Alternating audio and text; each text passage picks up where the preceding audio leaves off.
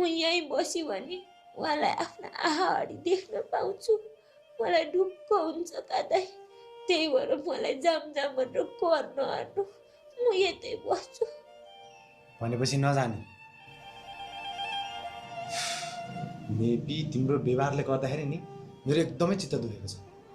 यदि तिमीलाई माया गर्ने साथ दिने श्रीमानको लागि तिमीले यो सबै गरेको हुन्थ्यौ भने मेरो छाती गर्वले फुलेर नाङ्लो जत्रो हुन्थ्यो होला। तर यस्तो पापीको लागि जे गरिरहेको छौ यो ठिक छैन। तपाईँका लागि ठिक नभए पनि मेरा लागि ठिक छ दाइ। म कसैलाई पनि बिजो कहाँ देख्न सक्दिनँ। तपाईँ पनि के मेरो आडी मात्रै फुर्ती पार्नुहुन्छ नि।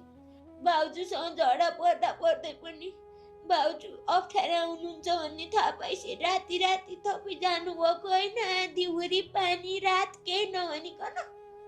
म यहाँ के हो तपाईँलाई थाहा त? के मैले सिकाइरहनु पर्छ र? नेपी तिमीसँग बोलेर कसले पो सक्छ र? पूर्णिमा जाउँ त हिँड। यिनको लागि केही झोलिलो खानेकुराहरू पकाएर लिएर आइदिउँ।